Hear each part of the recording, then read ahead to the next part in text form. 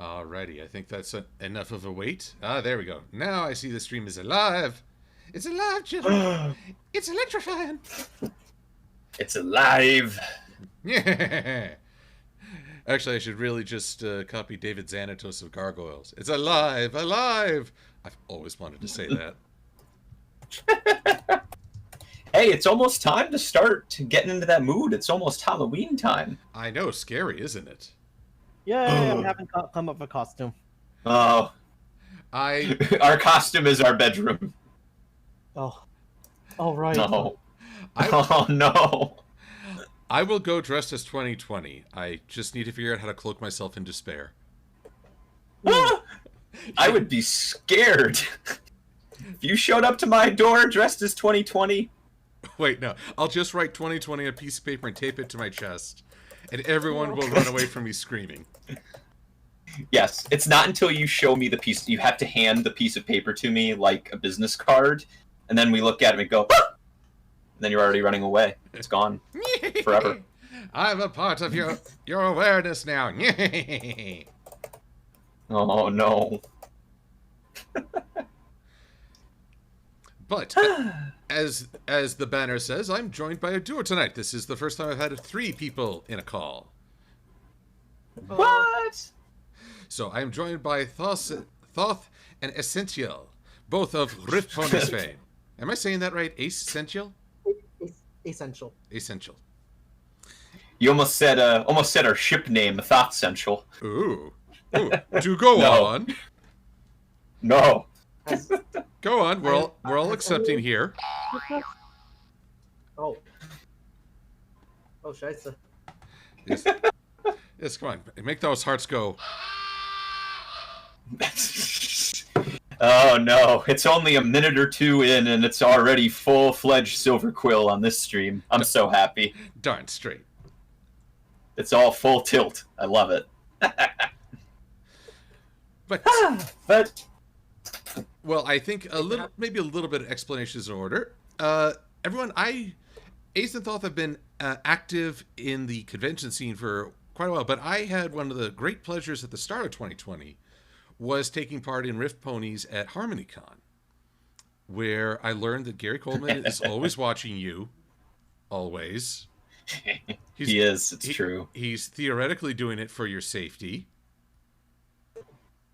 Theoretically. I'm very scared right now. And you should be. Let's see. Schools in Pony High are messed up, and curses in G1 were weird. Yeah. I remember that. The moment when Thoth just had us witness a troll, something have a horrifying bathroom incident. Yes, it was probably not what the animators intended, but I'm sorry, our minds are geared a certain way. It's true. College never really ended for us. You know, as soon as I watched that, because here's a bit of a look of how the figurative sausage is made with Riffponies. Please don't say sausage. Usually, thinking about that scene. when I look at for a little bit of background, at Riffponies, at our panels, we do what they do at, say, your Riff Tracks or Mystery Science Theater 3000. We take pieces of media and we make fun of it for the enjoyment of others. In theory, enjoyment. And when I saw that particular episode, the only way I can explain it is that it does indeed look like the character has a horrible-looking bowel movement. It's actually just a tree uprooting, I believe. But when I saw that... Go ahead, Silver. Oh, sorry. The tree uproots, but it also dumps mud. Euphemism. Yeah, I was about to say, a tree uprooting sounds like the worst kind of euphemism. Oh, no! It's just getting worse. I'm just making it worse. Sorry, guys, I need to go. I need to uproot a tree. No, stop it! Well, hey, trees are high in fiber, so you know. Whoa. Sorry, but it all goes downhill from here. It's true. It's true. I'm still trying to open this bottle. I've been trying to open a bottle since we first started a few minutes ago. It's just not happening. I literally have pliers to this bottle right now. Thoth, do you need me to come over and help you? It's just a few minute drive. I can do it. It's true. I'll figure it out eventually. Watch, at the end of this stream, as soon as we finish this stream, I will get it off, and that'll be the end. That'll be my luck. I just find it admirable that in the midst of COVID, you're willing to break social distance just to help get a beer. He's a good friend. Ace is a good friend like that. Thoth and Ace are of legal of age. We do not encourage underage drinking. Okay, my ass is now covered. Yes, I was going to say, that does cover you now. Oh my! Again, we're getting into wrong button. There you go. It's funny. Recently, just to kind of go right off that, after we do a series of panels, Drink Ponies, where we have a bunch of people from the fandom, various community guests, content creators. We will make them try to answer extremely difficult pony trivia questions.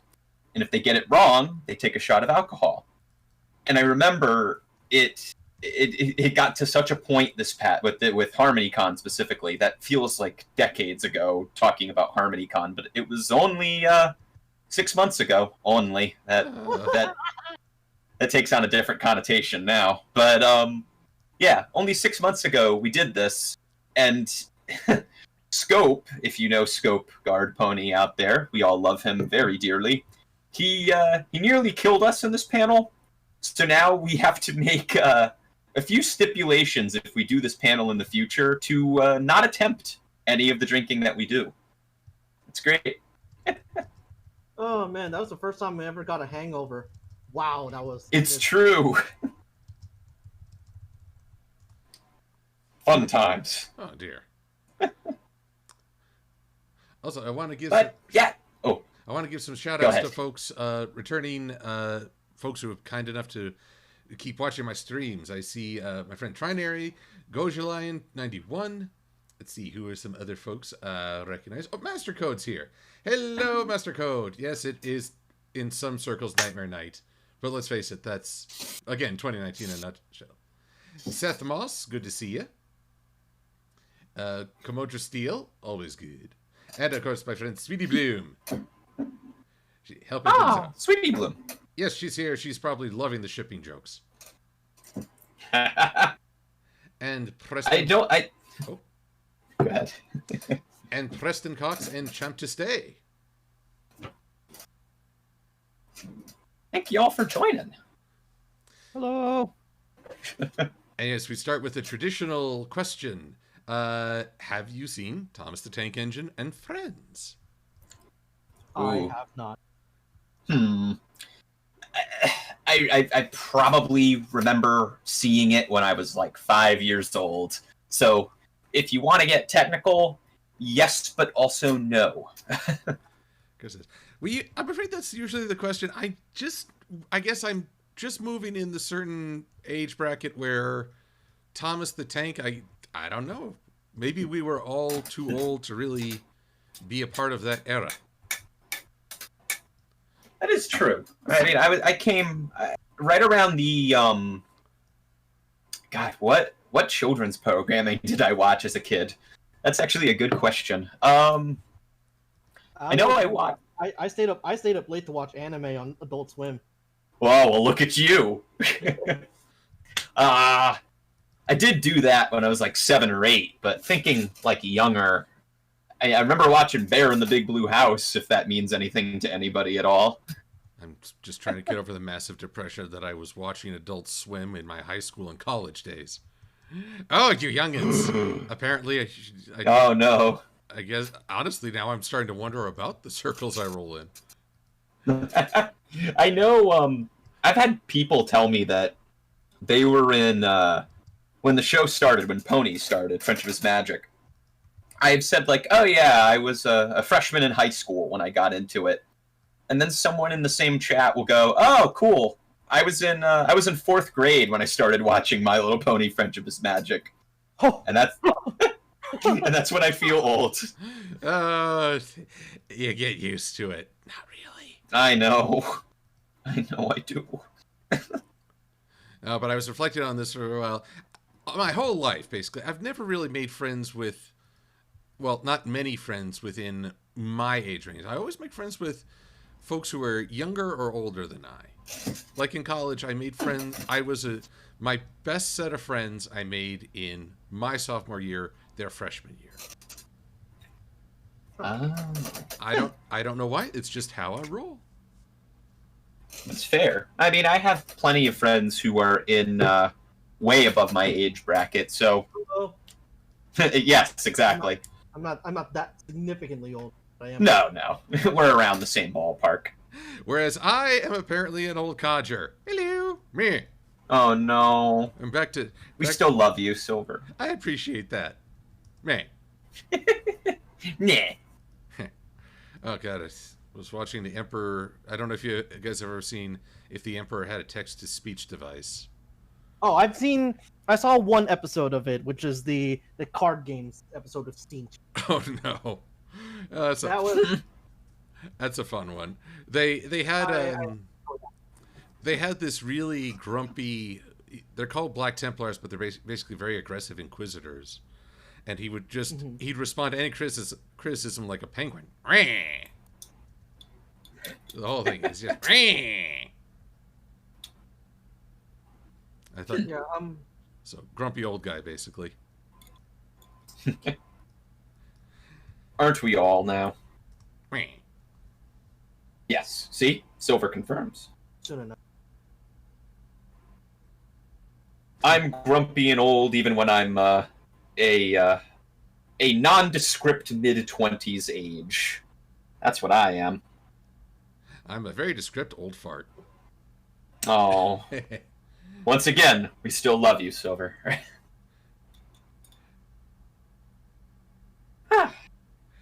Let's see here. All right, well, let's go with a question from the audience from Kamodra Steele. Do you think that changelings are the bona fide version of succubi and incubi? Well, changelings are changelings. Because, like, you know, there is the actual mythology of the changelings in which that they, what is it, the Fae would come along, steal one of your children, and replace them with a changeling? Isn't that the whole story? Yes, a means of saying why a kid suddenly wasn't acting the way you thought. Personally, I think it was just their attempt to explain adolescence. Can't believe you're acting like a teenager. You must be from the Fae. There must be something wrong with you. It's the Middle Ages. I was technically a teenager and having a midlife crisis at age 6. Oh no. Does the teenage like age bracket open up in the medieval times? It really does. I don't know. I just remember my favorite description of medieval life was from Fool by dang it, why am I suddenly blanking on the author's name? One sec.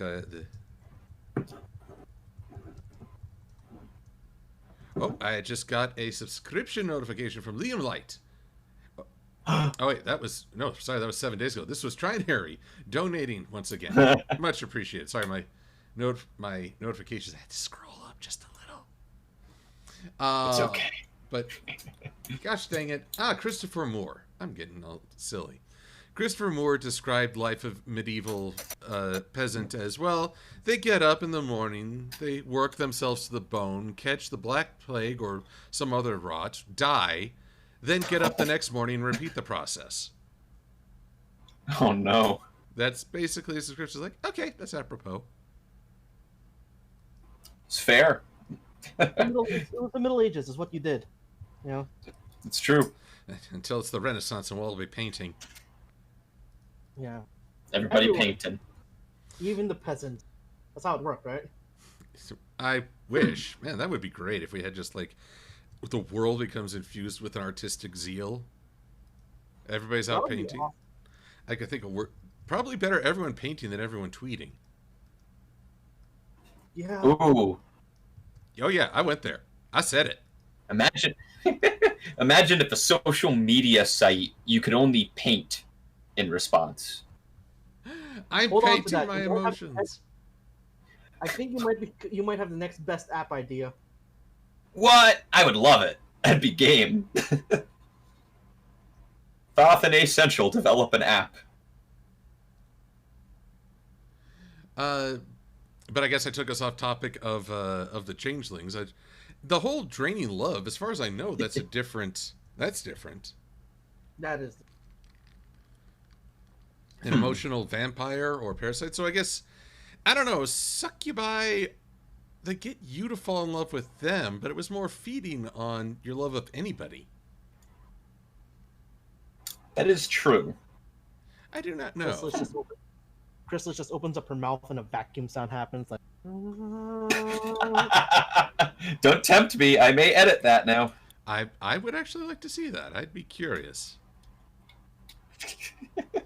What happens if she swallows a penny, though? 2 snacks will probably make it. Ooh. Does it come out one of her little Swiss cheese legs? That's what they're for. Oh, that's what they're for. It's like a strainer, you know. But the penny flies into her, clatters all around, and then ding, ding, ding, ding, ding, out one of her legs. Yes, exactly. I mean, that'd be hilarious. It's like a really weird penny press machine that you get at Disney World. And they'll come out with her face. Yes, exactly. Turn the tail to start the gears. Oh no, don't touch Queen Chrysalis's tail. Let's see here. Question from Preston Cox. Do we hate Sven Gallop? I mean, I don't really like the guy. He was a jerk. He was a jerk. But hate requires a greater commitment than simple dislike. It's true. I feel like That's he has true. to have personally offended me for me to hate the. I mean, he did talk down to Pinky. That definitely puts him lower on my likability. Ooh. That is always the conversation, is when people back in the day would say, who is worst pony?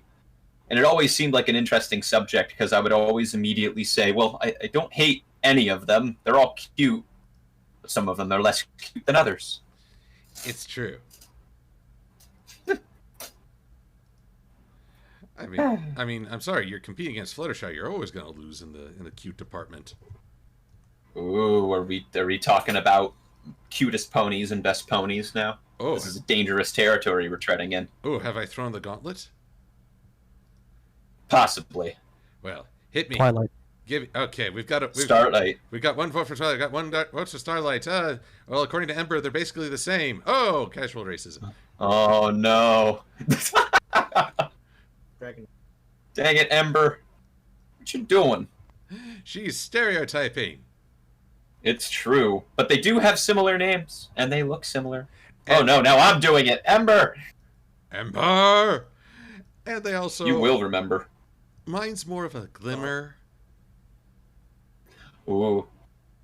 They're all good horses. In the end. Unless your name's Closey Glow. Ooh. Now the gauntlet's really been dropped. Oh. There are some people who are diehard cozy glowers. Oh yeah, I have a Cozy Glow shirt, but that's just because it's hilarious. I think she's great. Yeah, but they ask, oh, Cozy Glow, notice me, and she just stonewalls them. Oh no. Just like she is stonewalled now. Oops. Ooh. I made it funny. Oh, too soon. It's very, very too soon. Everyone always comes to me right back when I mention that. They always go, they stoned a child, and I'm like, yeah, they did. Hang on happened. Now. Stoning takes on all petrifying. Let's be clear with our terms. Oh no, oh no! I mean, petrify because stoning is something very different, and it's very true. Maybe worse. Maybe. Let he like Let he who is outpwned cast the first stone. Ooh. Got a rhyming game going on here. I like it. But I will maintain that while everyone... I understand people being horrified at the concept they petrified a child, but in my eyes, they petrified an attempted murderer. That is true. Whether or not... You know, it's interesting. Well, go ahead. No, I want to hear. What is interesting? I was going to divert the topic, but it was... It's interesting that we're talking about characters and different ponies that we really love, because I don't know if Silver, if you saw the news that came out today about G5. Oh yes, for everyone looking, this is not. I would not consider this a spoiler because it doesn't say what it will be. It does hint, however, what it will not be. Would you count that as a spoiler? No, I would. Okay, well, to anyone who's just a little nervous, just hit the mute button or cover your ears and go la la la la la la la for about 15 seconds. La la la la la la la. No. Go ahead. So basically, the way I hear it is that G5 is going to, quote, they say expand the world of Equestria, but it is confirmed that it's going to have a new cast and will not feature a Twilight Sparkle and friends. As far, well, You know what? I don't know. I don't know how on the ball that really is. I prefer that, personally. I would love to see more of Equestria, and it doesn't have to evolve, you know. That's definitely along the same lines where I feel when I heard the news, because, of course, for anybody who doesn't know me well enough in fandom or in person, me as a personal thing, I love Starlight Glimmer as a character, and I immediately had people going, well, rip Glimmer, are you really sad about this? And I went, not really, because I honestly prefer having a brand new cast that we can get to know and love, compared to having the same characters, but they're different now, which is going to be endless comparisons and endless, well, these aren't nearly as good as G4's characters. I like the old one better. You know, it kind of takes out that sort of comparison in my eyes. But some people may still be hanging on to that. You know, the old characters, how could you not hang on to them? We had them for 10 years. But yeah, I'm actually pretty okay with that just as well. As am I.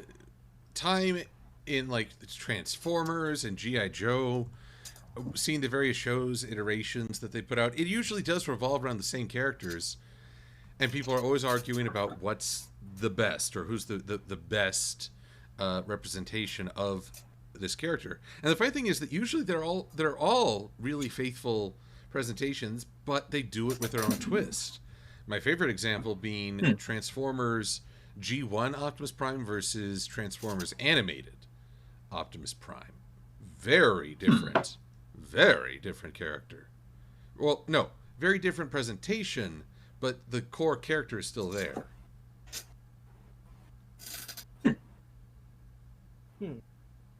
I think, and yeah, I do think that is the better move, and I know a lot of people immediately pointed towards a lot of the different bits and bobs that we've heard about G5 in the last few years, whether they be through leaks or various other sources. People were like, well, this doesn't line up with what they were saying. Again... well, production changes, so... yeah, trust me. Being somebody who learned all about the filmmaking process or creative process of that, things can change drastically. Yeah. That's probably for the best. I did like seeing the alternate artwork suggestions for redesigning characters. I actually really love concept art. See what wasn't decided upon, but how it could or might not work. Yeah. I definitely think they were trying to figure that out, judging by what bits that we were able to see because of that, where there were different directions that they were seeming to be trying to head towards. And if they want to do an entirely new cast of characters that we can grow attached to, rather than say, this is now Twilight Sparkle, you grew attached to this. Oh, I said the wrong name. But yeah, it's to me, that's better than saying this is Twilight Sparkle. This is not the Twilight Sparkle you grew attached to for 10 years. This is a totally different. Grandma's Twilight Sparkle. This is not the pony you're looking for. She doesn't have a horn. She's an earth pony now. No! Yep, it would avoid that. Filthy, that's one to avoid.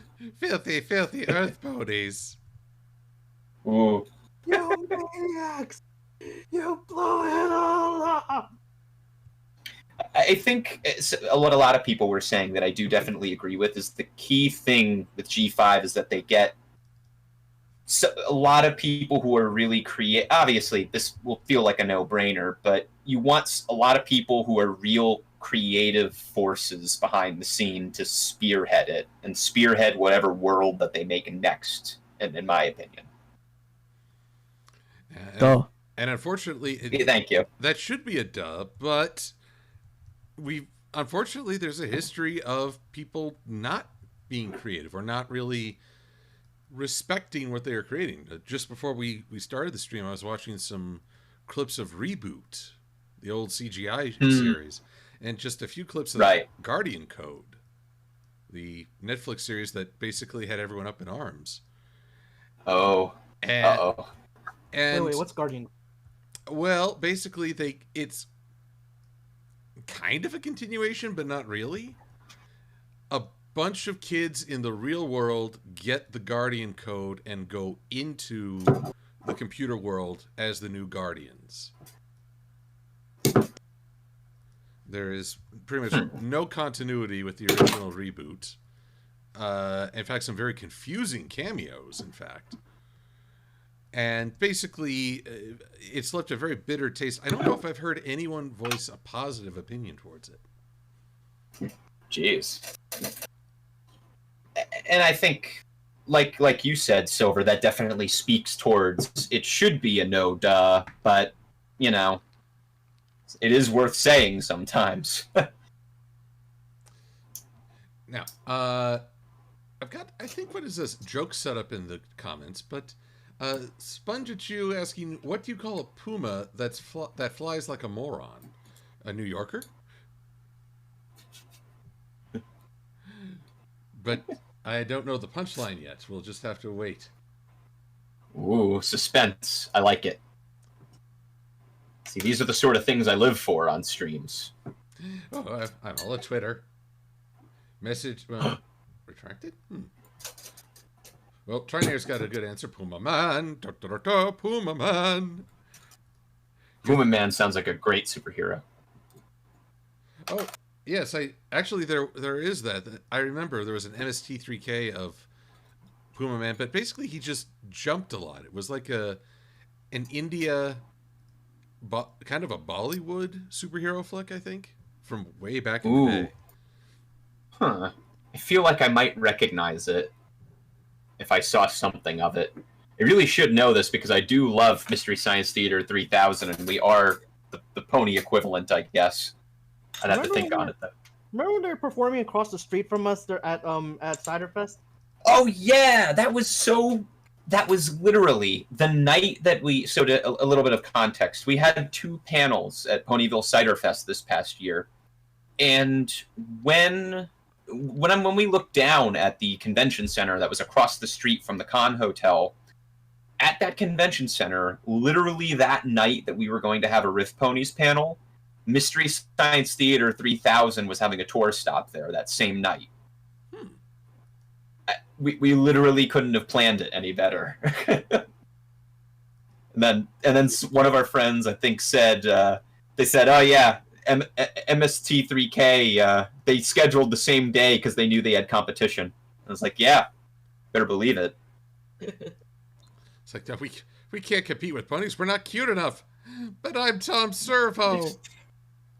I was going to say, Crow T Robot is adorable. Well, I was always a fan of... I always really liked Cambot, even though he never said anything. He's like the hardest working... Oh. He's the hardest working bot on the whole series. It's true. It's tough to handle the camera. Trust me, I went through 4 years of film school. I know this. Well, I'm pleased to say that with this I have completed Sniper Nighter's pose set. And with awesome. And with my new trick of swapping base files for the body, tonight I will save out a whole slew of variant poses, but you guys won't have to sit through every single one because that can get kind of tedious. I'm up for it. Oh God, I'd bore you to tears. It'd be like, oh, he's combining surprised and angry to create rage. Oh, how innovative. Groundbreaking. Trailblazing. See, Thoth can't talk sometimes. Oh, we all have those moments. Let's see. It's true. Another question that's come up. Let's see here. Will Yona appear in Pony Life? I have no idea. Have you both been watching Pony Life? I have not been keeping up with it. I have been too busy with life and also not doing. Also playing Microsoft Flight Simulator. Well, I actually watched it for the first time last weekend. I watched an episode or two. Uh-huh. I will plead the fifth in regard to what I think. That is what I'll do for now. He didn't really enjoy it. Ace, don't translate me. even if it is true. But yeah, not really a huge fan. It's probably it's not aimed towards me, I don't think, but that's fine. If other people enjoy it, all power to them, absolutely. And it's funny it was asked about Yona because one of the servers that I help run, Katrina Salisbury's actually been a guest in there multiple times, and she doesn't mention Pony Life, but there's still Yona still kicking around. Well, I'm always glad for that. I mean, Yona's a sweetheart. She is. And for anybody else who is wondering out there, I've met Katrina multiple times. She's wonderful. She is a sweetheart as well.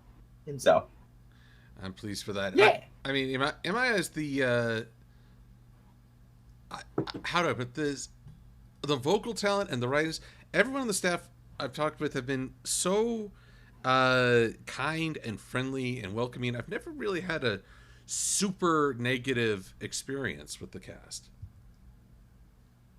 Yeah, I mean, I can't think of any bad, poor, mediocre, whatever adjective that is of a negative connotation. I can't think of it to describe any interaction that I've had with the people that work on the show. I mean, to speak to that, like at TrotCon last year, I sat on a panel for 2 hours with Bill Newton, Katrina Salisbury, and Ellie Ray, and it was the most, I don't want to say unprofessional, but non-professional hangout panel ever. They're lovely. So, yeah. Excellent. Do you have any experiences with show staff, Ace?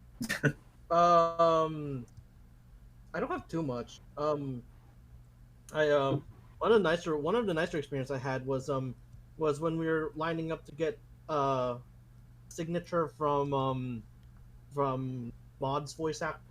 Remember? Oh, Ingrid, yeah. Nielsen, and it's like, no, I'm not here to get a signature. I just want to give you some artwork. And Yeah. she was like, "Oh, that's so sweet of you," and she signed a bunch of things for me anyway, even though I didn't have a voucher. Yeah. So I was like, "Oh, this was very kind of her." So that was really nice. I like I said, I really just wanted to give her some artwork, and that was it. So that was some nice experience. Yeah, I remember that. Other experience I had was I did meet Big Jim Miller, during one of the pony cons, and it was just like, it was off the side of one of the convention, not one of the panel halls, and I was just like, "Hey, you're a Jim, right?" It's like, "Yeah, hello," and we just talked a little bit, and I figured that he heard a lot of people talk about about like MLP already, so I wanted to talk to him. It's like, I watched Ed and Eddie a lot when I was growing up. It's like, oh yeah, and we got talking a little about that. And I also told him that yeah, my parents didn't want me watching that show because they thought it would make me stupid. You know, found it amusing. It's funny because that is a constant story I hear from multiple people my age, that because I grew up with Ed, Edd n Eddy and I adored it. And you're not the first person. You're like the 20th or 30th person I know who has said that exact thing. Oh boy, I still really enjoy the show. I have good memories of it.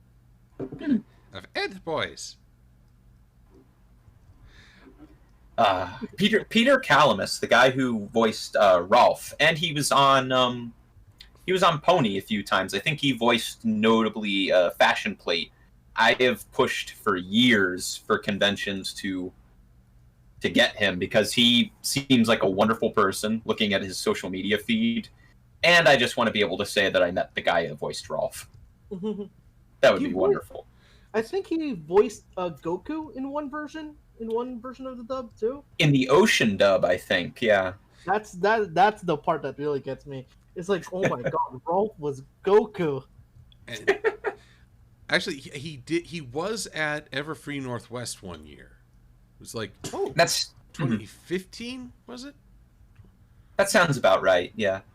And he actually did. I could never do an impersonation justice. He did If Ralph Met Princess Celestia. And he was in character just like that. Is wonderful. I love it. That is incredible. But now what I need, now that you've incepted this in my mind, Silver, I now need Peter voicing Rolf talking to Celestia, but Celestia is voiced by Alums. I need that now. Wait, Alamex? Alamex, yeah, that in my life. Wait, I need a refresher. Alamex is that the on the moon? No, that's the forest. Oh, okay. But I do want to share my one experience of the creative staff being just really wonderful people. This was at BabsCon 2018. Was it 18? Yes, I think it was 2018. And it was a Q&A with GM Barrow and Amy Keating-Rogers, both of whom had served as writers for book, not just the show, but books. GM Barrow has done episodes since then, but I think at the time she was printed fiction only. Right. And this young person asked, in a very rushed voice, I got the sense they were nervous. They asked, where are the LGBTQ characters? Forget if they included the Q, but regardless. This is where I felt so bad. I had to step in and say to her, look, I appreciate what you're asking, but that's not really a question for the writers. A question can really undermine a career. You know, if you give a wrong answer, or if you speak to a really sensitive topic, and they, you know, it can put them in hot water. That's why at some gatherings, especially like after hours, casual ones, they ask you not record anything, because if someone says there's something embarrassing, it can ruin a career. And so, certainly, yeah. But I felt like such a tool having to do this, but I thought it was the right thing to do. But after the questions, I found this young person again, apologized that I had to cut them off, and they were very understanding. But GM Barrow came up and followed talking with them, and we both recommended a book that Barrow had written, in which, well before the show, she introduced Scootaloo's Aunt Holiday and Lofty. Right. But it meant so much. It meant so much to me that she would take the time to come off the stage, come over to us, and talk to this young person, and let them know that their concern was not dismissed or unnoticed. They just wanted to show that support. That meant a lot to me, and hopefully it means a lot to this young fan. That was really awesome. That's awesome. I love that. The question had come so fast that Amy had not been able to register it, but she talked about it later and was glad that we had followed up with this young person. All right, I would agree with that, absolutely. I feel like I'm talking like Strong Bad. Sup, my young parson? Like you, I drink yogurt from a tube.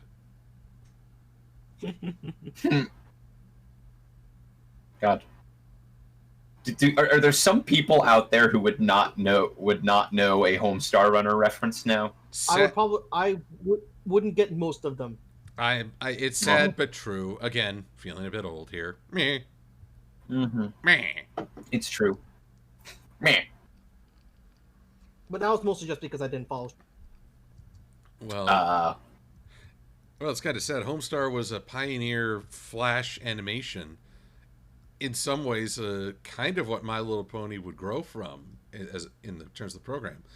But nowadays, it's Flash is dying, and they've got more advanced animation tools now. But back in the day, it was the bee's knees. I don't Flash. I don't like Flash. Well, I know lots of people didn't like his introduction in Equestria Girls, but sorry, wrong Flash. Oh no! It's for me. It just comes down to like a personal experience. It's just I picked up a version of Flash MX back in like 4th, 5th grade, and I remember running into so many issues with it, and it completely and utterly baffles me that when I use the program nowadays, like almost decades later, I'm like, oh my god, I'm still running into the same problems I did when I was a kid. Who knows? Maybe some things never change. Some things never change when they really should. Animator problems happening here. Well, you know what? Some things do change. Flash is dead, so you know. Oh no! Something did change. Oh no! Oh, the Grim Reaper has come for it. Change it back. Although I love the way you said some things never change. It was just the right amount of despair. Although now that I think about it, was naming him Flash Sentry like saying he was the reason they all lived? I am Flash Sentry. Ooh. Prepare to meet your maker. Killed my... No. Just your punishment must be more severe. He tried to be shipped with Twilight, how dare. Ooh. Yeah, and then he paid the price. And then he became the butt of the joke in every Equestria Girls film after. I know. I didn't really hate Flash. I just didn't know what else to do with him except have a joke. Yep. Well, that's the thing, because if he ended up being in, like... If he ended up, like, being with Sci-Twi, there would be weird implications to that. In my eyes, at least. Yes, honestly, I kind of like him shipped more with Sunset anyway. They actually have history and chemistry and ability to talk. And then he really tried to become her crony. And was like, no, Flash, that's not how it's supposed to go. You're supposed to be her partner, not her servant. Oh. And then what makes the dynamic even better about this whole, about all the characters and within that, is that Vincent Tong, who voices Flash Sentry, everyone loves him. Mm-hmm. And I love that. Oh, yeah, he's an awesome guy. I've gone to I've gone to talk with him at several conventions. He led to my greatest shipping war with Lightning Bliss. Ooh. Because he was willing to sign an art piece that was forever in infamy, and it wound up with me watching the Hug-a-Bunch movie. It was a weird time. But even worse than having to voice Flash, he had to voice Daniel in Voltron Force. No one should have to do that. Ooh. Is that the Netflix one? The new... Oh, no, this was on Nickelodeon a while back. It was... Well, it's kind of like Reboot the Guardian Code. It's trying to pitch itself as a sequel, but doesn't really honor the original. And, well, even Vincent wasn't a big fan of it. It didn't make it past one season, despite a cliffhanger ending that will never be resolved. Rip. Oh.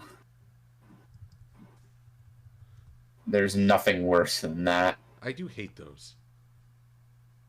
I was just talking about this with my significant other last night, where we were talking about she loved a show on TBS called People from Earth, I believe. And she always talks about how whenever she watches a show and gets really into it, it'll always get canned immediately as she follows it. And with that show in particular, they had a third season written, and they ended season 2 on a cliffhanger where it just looks like the entire cast of characters is going to die. And it's got canceled in between that, and now it's never going to have a follow-up to that incredibly cliffhanger. So everything's horrible. That is a mega rip right there. It is mega rip, indeed. He's just like, why do you do that? Why do you try to end on a cliffhanger? Studios never fall for that pressure. It's true. I wish they would. Except the Super Mario Brothers movie, because that definitely got a sequel. Well, Mario Brothers. Plumbing's a game. Actually, that would be funny, is if the Mario Brothers sequel was the Super Mario Brothers Super Show. It's like, yeah, it turns out you were watching a prequel. Dun dun dun. you've just created a Super Mario Brothers cinematic universe. Ooh, Super Marioception. Bomb. Yeah. SMBCU. Smuku. Spooku. That sounds like... Everyone wants a cinematic universe these days. It's true. Makes money. Or at least Marvel makes money. The other ones, they stumble a bit. Universal I think just DC face makes plants. money. It's just that it's money that nobody wanted to give. Yeah, it's true. I will say that Universal... Yeah, Silver did just mention Universal. They tried with The Mummy, and then they did The Invisible Man this year, which is really excellent. People should see it. It's one of the better examples of a remake out there. Well, that's good. I'm glad there are some positive examples out there. Yeah. Hey, that's the thing, is that everyone, whenever the topic of like a good remake... I'm getting into film here. For anyone not in the know, I really love talking about film. The remakes that people often cite are often the same ones, because whenever anybody says, well, remakes are always terrible, there'll be that one person who will always mention John Carpenter's The Thing from 1982 and David Cronenberg's The Fly from 1986. And then not many others. It varies. Those are always the ones that people cite. And usually that's because it's when one of those remakes does something, takes the concept and does something different, just tweaks it a little bit from the original.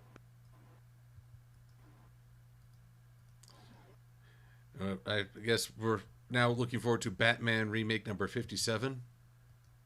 Yes, I'm actually excited. This time, Batman commits mass genocide. Yes. That does seem to be the trend he's following. It really does. It's true. But he's played by Robert Pattinson this time. Robert Pattinson's great.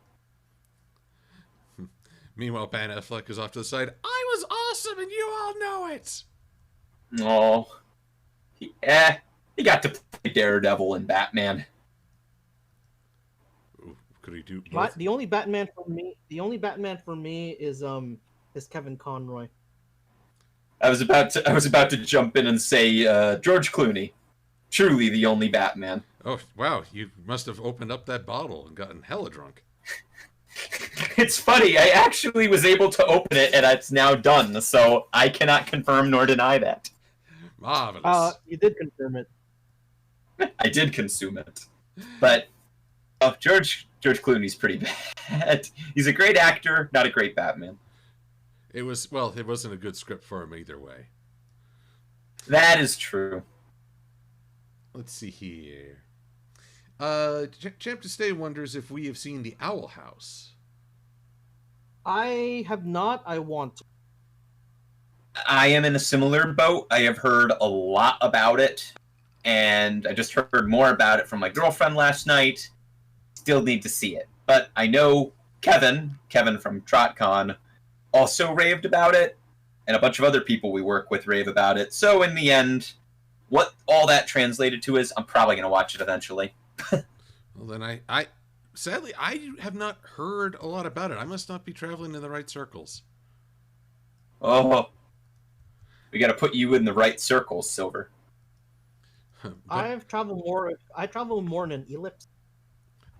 Ooh. I'm strictly 4x4 Squaresville, baby. Oh, la-di-da. We can't all be squares, Silver. Hey, it's hip to be square. Dun, dun, dun, dun, dun, dun. Ooh, Huey Lewis. You like Huey Lewis in the news, Silver? I do. Ah. Don't mind me as I put on a raincoat and dance around the room. I'm making an American Psycho reference. I don't know if everybody gets it out there, so I got to explain it. I got it, but only because that was the only other movie I could think of that could come from. I've never seen the movie. It's a good movie. Alrighty. Now, breaking into the stream for a moment. This is how I did things in the old way with all these layers and layers of... this is Night Mist's OC. And Night Mist has been... Ooh. Well, okay, all my patrons have been very patient with me. But he also talked... Little known fact, I don't think I'm giving too much away here. Night Mist is in the Navy. Oh. Ooh. You can sail the 7 seas. In the Navy. So... Put your mind at ease. In the Navy. So he asked if, for a variant, I could draw his character as in a Navy uniform. And I'm assuming the day-to-day uniform, not the dress uniform. Because, well, I figured that one's more versatile. So we go Night, Mist, Navy. And yes, I will have that song going through my head the whole blessed time. It's just going to be there. In the Navy. See, it's never going to stop now. I'm gonna need everyone to help me get some more earworms going. Let's see. Language doesn't matter. Case in point, I had a group called Back On singing their song One Step. And I listened to it, and it got stuck in my head. And I don't know what they're saying because I don't speak Japanese, but it sounds really good. And it gets stuck in your head. It gets stuck in my head. It's in my head. It's in my brain. Oh, someone made a good suggestion. It's a small world after all. Oh, it's a small world after all. World after all. Oh. It's a small world after all. It's a small world after all. It's a small world. I want to die. Oh, you want to? I'm sorry. You have triggered the anger of my grandfather's spirit here. Little known story about my grandpapa. He was on It's a Small World ride when the ride broke down for, I think, 3 hours. Oh, no. And so they were stuck there in the middle of the ride, and they never stopped the song. Oh, no. My grandfather sat through It's a Small World on a loop for 3 hours. That should be, to me, that should be treated as PTSD. I feel like that should be considered PTSD after sitting through that for 3 hours. Time to call the ICRC. I don't know what to tell y'all, but he was a hardcore man, but so gentle. He was this wonderful combination of strength, but also gentleness. So I'm getting nostalgic for my grandpa, but yeah, he had to deal with that, and I've always wondered how on earth anyone on that ride emerged the same. Maybe they didn't. I don't know. I, personally speaking, I wouldn't have been able to emerge the same from that ride after 3 hours of It's a Small World after all. Madness. Did no one at the park say, "Hey, maybe we should turn off this loopy music"? Like Walt Disney's like, "No, let's make sure they're properly brainwashed. Come on, speed it up, speed it up." Just like Walt Disney, you don't know you're gonna rule the world, but you will. Leave my family alone. Walt Disney himself was sitting in the back of that ride, turning the knobs. He planned this all along. Doing his best. Yeah, but he's really gentle sounding, so it's more of a. Exactly. It's a light chuckle instead of a maniacal laugh. Maniacal chuckle. No, he left that for the mouse years later. I rule you all. Yes, I'm making a South Park joke. I'll own them too. If I could make a Simpsons joke, I would. And I would say, ha! I'm the head of an evil corporation, ha! You're part of. Although Bart didn't do it with a Mickey voice. Thank God. Trying to. That really is that Disney joke from the early Simpsons really is kind of ironic now, isn't it? Ironic or absolutely perfect? Oh, and Sweetie Bloom brings up a good point. Walt Disney was the voice of Mickey Mouse for a time. It's true. So, I found this camouflage pattern design on Vecteezy, which it's a free vector site, which comes in very handy for folks like myself. So I'm just going to make a pattern out of this, which is how we're going to go from this to hopefully something like this. Also, I would just like to point out the difference in expression in these two models. I just found this on Wikipedia. This fellow, he is all business. I mean, he's looking head on, unflinching, very serious. This fellow, he looks pretty happy. He's like, I'm going to be on Wikipedia. Ah. I like it. Apparently, this is Thomas, and this is Louis. Louis? Yes, Louis. And Louis is all business. Thomas is laughing on the inside. I think if it's the military, I'd probably go with Louis because, one should be serious in a crisis. All business, casual Friday. That's right. Yes. This is a casual Friday. It's also Fulfillment Friday. It's a very fulfilling casual Friday. Yes, exactly.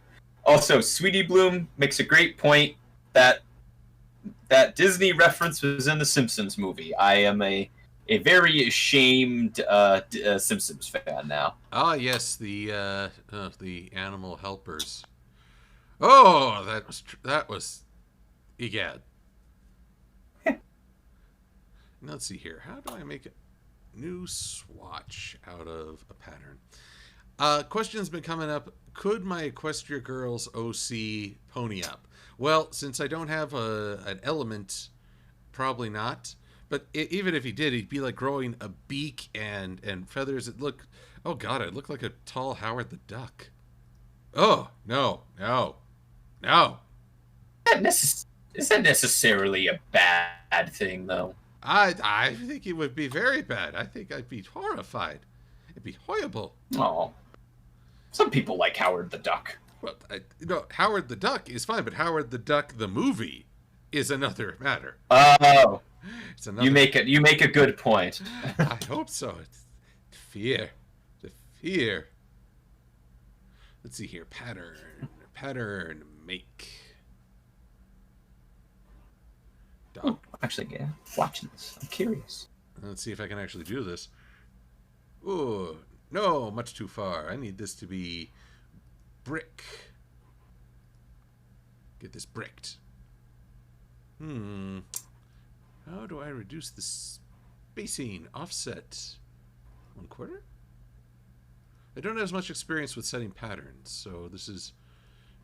And, well, given that this is camouflage, and rather complex camouflage at that, it seems to be... Overlap? I'm just playing here. Chris is.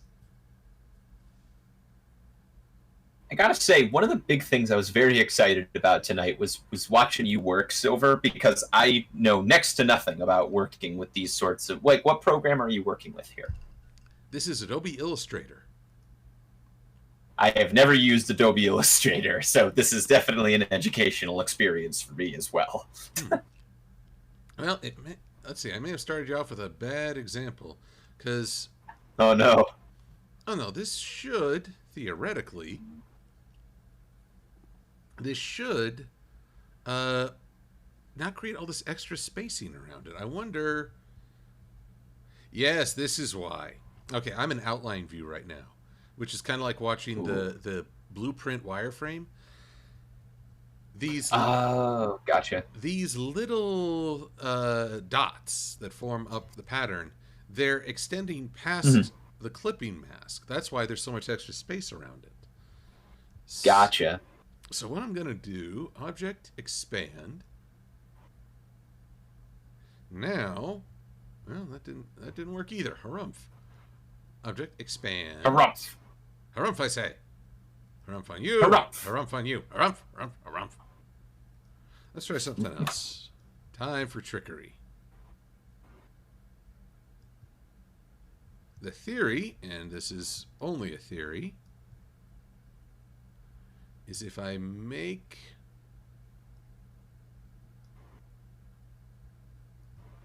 I'll be right back. Okay, no worries. This is all I can hold grand experimentation. I can hold down the Riffponies fort while Ace is gone. Well, while I'm experimenting with this, we can talk about Riffponies will be... well, let's see. We'll be doing, what, Equestria's Next Top Artist? But also... Yes, we'll... Oh, go on. We'll be... Oh, sorry. Yes, we'll be doing Equestria's Next Top Art, hopefully.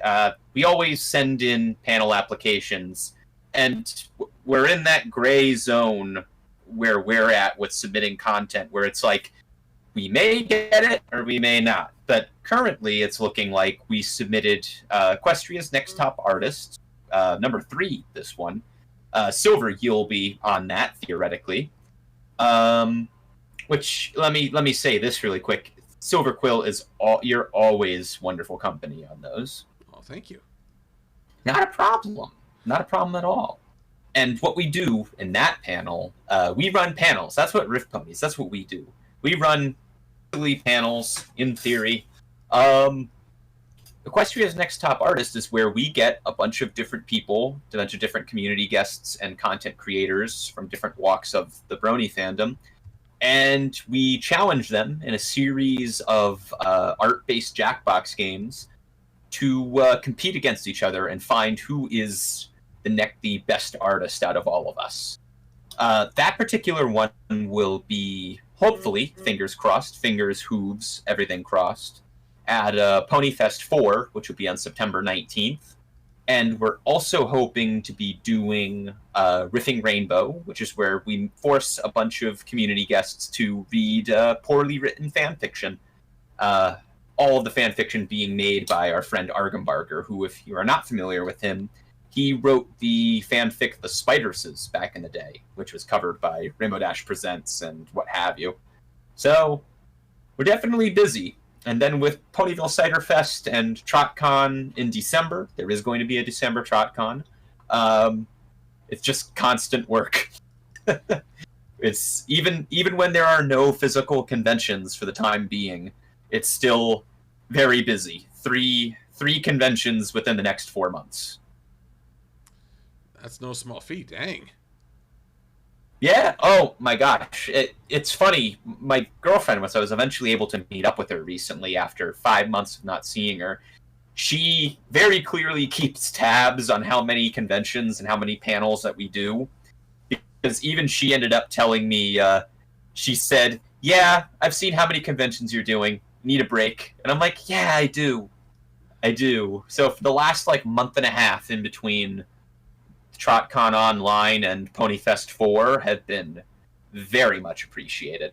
But now we're getting back into it, and this is the first step in it. We're getting the band back together. It's true, and it's great. It's always wonderful. It's funny because people ask with Riffpony stuff. It's like who is in Riffponies? That's a question that we often get. Also, I'm seeing people posting fuff. Thank you for posting the word that I hate but I actually love. We love it. That's really it's a vote of support for us. Whenever I see people posting about fuff, I really love it. We both love it so much. I'm back. Did you say I'm fuff? Welcome, Fuff. I mean, back. Oh no! Now it's starting. Well, okay. I'll say this: you guys ruined eggplants for me. Granted, I was never a big eggplant advocate to begin with, but even so, party foul. Eggplants. Yeah, that started because what is it? Civic Doodle has the emotes, and it had eggplant because, of course, it had eggplant. And I did the worst mistake that you could make on the internet, and that is telling people to stop posting something. I said stop posting eggplants, and then people kept posting eggplants, and it went from there. It was just a garden variety show then. Oh, if someone said between you and Pirate Dash, I can't handle all the puns. He's like, oh, fuff this. Oh, I'll count that one. I'll consider it. Stop posting eggplants. I see eggplants now. Oh, wow, we make eggplants appear. We're regular eggplant wizards. Oh, there has to be a twist. We're eggplant wizards. Got such a... it's been a long time since I've seen Tommy. I need to think about that one. Also, Sweetie Bloom, don't mention my butt. No. We're not going back to that. Booty. Well, he said he got back to that. Hey, because Thoth got back. Oh, no. No. What? It's always great with those panels because I'm always good for the humor at my expense. It's great. Well, I love it. You're a very good sport, which I appreciate. Oh, the only other person I know who's as good a sport about my constant teasing is Josh Scorcher. Well, makes sense. Mostly because yeah, and Lightning Bliss, but I really don't give them much of a chance. I'm a horrible friend. Stop it. But I keep. You're a wonderful friend. Yes, you're a wonderful friend. Who behaves in a horrible way. Horrible.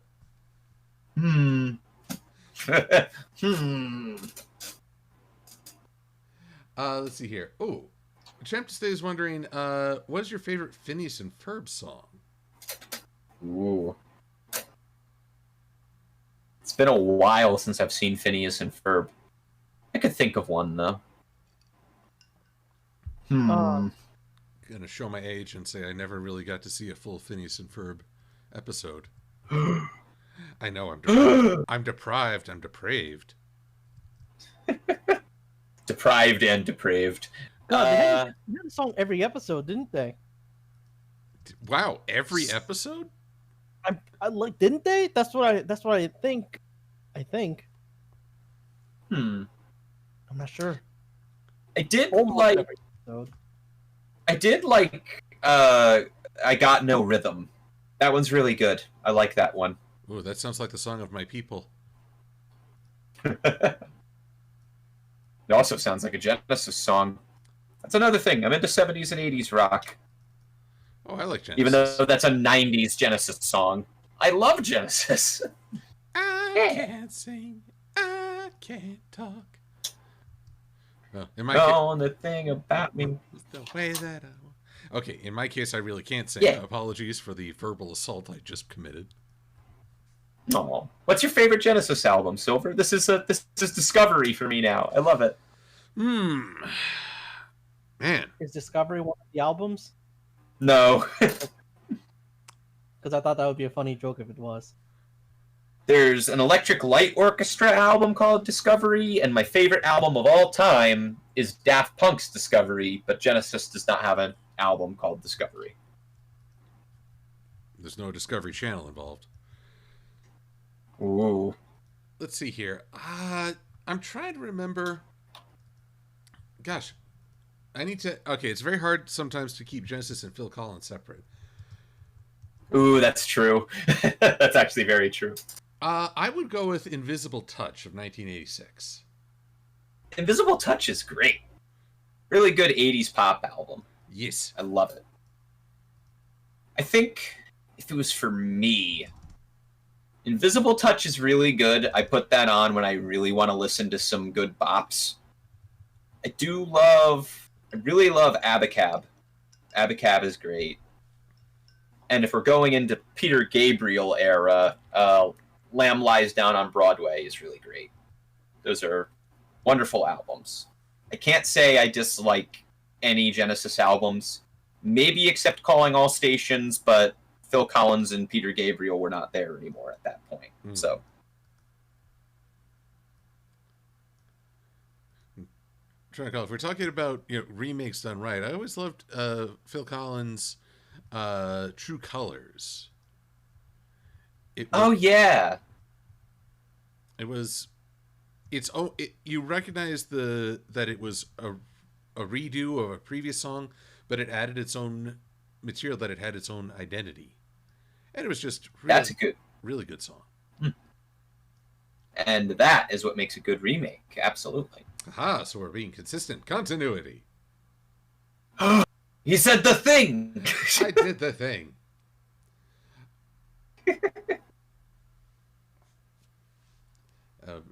Brad Book's saying, act like a chicken. I do that every day. So, random poultry humor. Oh. I like random humor, and I like poultry humor, so it works for me. Let's see here. I fear I've been neglecting the Twitch folks. Oh, yes, I see Blue Griffin. Oh man, I always screw this up. Blue Griffin Azora. Let's see here. Dill surprises. Jeeves 301986 pointing out that Howard the Duck wasn't that bad a movie. It's developed, I think, a cult following. For sure. I definitely could see it being a cult film now. The thing is, it's been a while since I've seen it. I remember not liking it, but that was years ago. So if I watched it now, I'd probably get a kick out of it, to be quite honest. Well, it is funny to go back and rewatch some things. Again, when I was watching Reboot, I caught so many pop culture references I missed back when I was young. It does tend to happen, yeah. No idea what I was doing. Like, they started in a game, and they're fighting Big Zom from Gundam. It's like, what? That's Big Zom! How did I not know that was Big Zom? But there's a Big Zom! Did you ever notice the in the one episode, I think it was some kind of talent show or something, where for a little bit of context, the animators that did Reboot, the people that created Reboot, did the music video for the song Money for Nothing by Dire Straits in the 80s. And that was a really well-known music video because of the computer-generated animation in it. And those characters actually show up in an episode of Reboot, and they have them get, like, trash thrown at them and everything because the creators hated that the only thing they were known for up until that show was people knew them as those guys that did the Money for Nothing music video. I want my notoriety. It works. I'll take it. There we go. Oh, let's get. Oh, although, gosh, I don't know if this is on YouTube because I saw it at a convention. Someone did a redo of that music video, but with the characters of Cowboy Bebop. Sounds great. Jet, Spike, and Ein. So they had this. It was all done in that style, but it was as those animated characters. Like, oh, this is awesome! Everyone howled when Jet. Sounds great. Jet was doing most of the singing, so everyone just howled when he appeared. I wonder if, oh man, I would love it if that were on YouTube, but it might not be due to YouTube bots and copyright. Curses. Now I want to go check. And I've got that song stuck in my head. Thank you very much. Yeah, we did it. You asked for it. I did. That's the problem. I don't know my Exactly. limits. You know, it occurs to me I don't really know how ponies do caps. I mean, like, Do what? well, part of the Navy uniform is a cap, Oh. and I'm like, Oh yeah. how? Because right now, what I've got, I feel like it looks comically large. I mean, I'm gonna have to have a hole in it for the unicorn horn, no matter what I do. I'm not sure. Maybe it'll look better once I add the brim.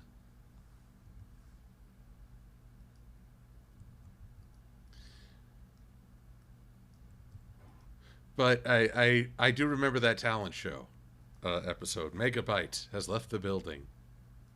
Yeah, that might have been it. Yeah, I just remember they specifically stuck those characters in because they were so irritated from years of people just saying, "Oh, you're the money for nothing guys." So they just beat up the characters from that music video to take out the venom on them. Curse you! We're being typecasted and we're not even actors. Oh no! Oh, that does It's great. That actually does seem like a cruel fate. You can always go one or two ways when it comes to being known for something. You can either be really painfully bitter about it, or you can just embrace it and own up to it. Yeah, sometimes you really just got one or two ways to go about it. Oh, I think you'll like this notification. Official Pwn Shimmer Live has followed. Much appreciated, but it says shimmer. It's almost a glimmer. Ooh. Ooh. That's Bacon Horse and what was it that you called it, Ace? That you called Starlight? What? Moldy bacon horse? Moldy Bacon Horse. Yeah, that's Starlight. Moldy Bacon Horse. Alrighty. Just about there. I kind of want to get this base down and get Night Mist's blessing before I go and try to represent the Navy. I'd really hate it if I made some sort of insult to the armed forces just trying to draw Pony OC. Look, not to get hugely political, but I'll say this. I will always critique the leadership that sends people to fight. I rarely will critique the soldiers who go to do the fighting. It's not really their choice. So I may hate the war, but I don't hate the soldiers. Just a random soapbox moment there. Can I take the soapbox? Oh, please do. I'll take it and I'll throw it in my trunk. Oh, there we go. Ah, stop! He's stealing my soapbox. I have no. Yeah. I'll sell it on the black market. Someone will want it. He stole my soapbox and made a clean getaway. And I made a quick buck. That's what it's all about. But that's dirty money. Oh, it's true. Let's see here. I feel like the colors are really like, wow. I mean, look, okay, I know this is My Little Pony, but this seems a lot brighter than this. I might want to saturate it a bit. Methinks Vecteezy did me a swindle. Curse you, Vecteezy! How dare? How dare you? No. Let's see here. Adjust color balance, blend vertically, blend horizontally. Let's see what would happen. Mode, grayscale. Nope. That won't work. Editing colors in this is always just a little weird.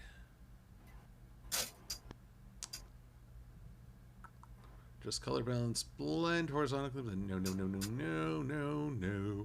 All right, let's see what happens if I add a bunch of blue. Preview. Whoa, no. Dang. It looks like I'm trying to make him a neon. Oh, and now. Oh God, I'm trying to make him U.S. Army now. How can I darken you up? What if I take everything down just a little? Oh, now we're talking. There we go.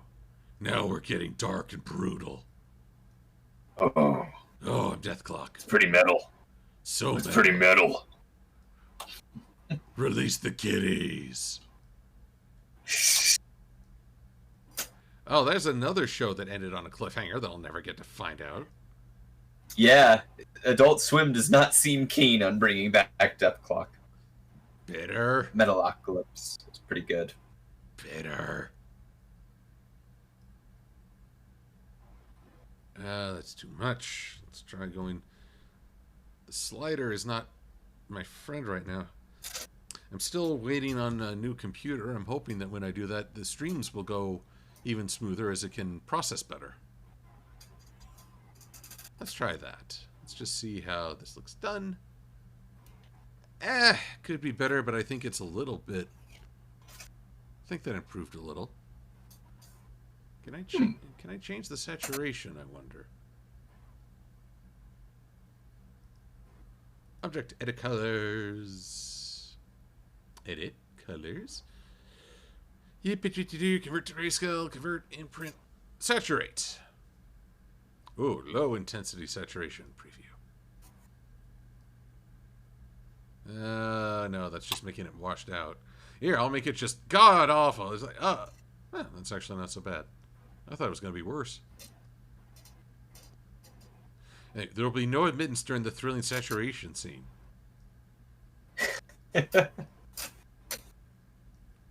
Okay. This is just like Psycho. Oh, just slide it. It's true.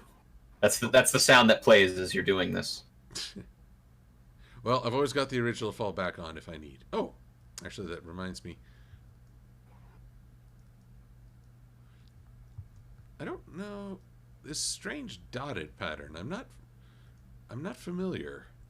I don't know military uniforms all that well. I mean, I usually just associate army green and the like, which I'm sure Josh Scorcher would at me no end. I can for him if you'd prefer. I'm sure he'd really appreciate it. Oh, see, I was just about to do it, and then you made a pun, and now I'm like defeated. I can't do it now. Oh no! Reach within. Find your inner re. Just reset. Re. There it is. That's my re for the day. Oh, that's a Fluttershy. Get really level. close to the mic. That's a Fluttershy level. Exactly. Exactly. Hey, if Fluttershy could re, I bet she would. she would. Not Caddy read. Caddy 218 read. 70%. I'm going to take it down to 40. There we go. Oh, can I reposition this bottom? Jeez. Look at all this. Look at the Reposition. Oh, well done. Yes. Ah, now you are I did it. Yes, another convert. Does this mean I'm gonna become like Pirate Dash now? Yes. Or like Silver-Quill? Hi, diddly dee. A punner's life for me. What'd you say, Ace? Punners. Oh. It's like poggers except pun.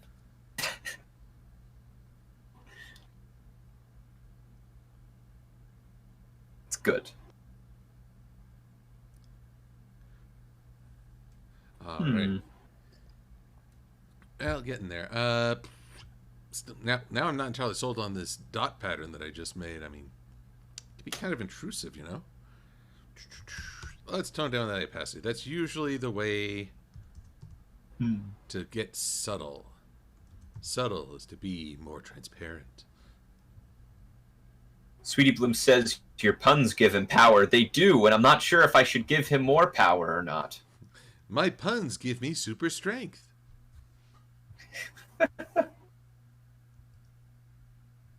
One hippogriff should not have all that power. But I do. I've gone mad with imaginary power. Clock's ticking, I'm just count the hours. That's me. My attempt to rhyme. Oh. Now, Champ to Stay has a fun question for you both, since you might need a drink after all these puns. Would you rather go to Disneyland's or Duff Gardens? Neither. Not while this coronavirus situation is going on. I mean, we were talking about this just before the stream. If it would be so grand if the clock strikes midnight on December 31st, well, I guess January 1st, 2021, and everything bad stops. Yeah. Coronavirus. I'd be game for it. Coronavirus ends. Democrats and Republicans find mutual respect and accommodation, and tyrants all over the world say, you know what, I'm done, and we're all just having the best old time as a universal means of compensation. So, again, Disney or Duff Gardens, assuming a miracle were to happen in that time frame. I was going to say another thing that would happen with all bad things going away is that I would cease to exist. Oh, no. Oh, yeah. Don't you be saying that about yourself. Fair enough. That's it. I do it often. Your self-degradation would disappear. You've pierced a hole in my argument. My self-degradation and my lack of self-respect would disappear along with it. That's right. Darn. Healthy attitudes. Got me there, Silver. You get to feel good, and you get to feel good, and you get to feel good. I like feeling good. Occasionally. But I'm a goth. Well, you feel good about feeling bad. Yay!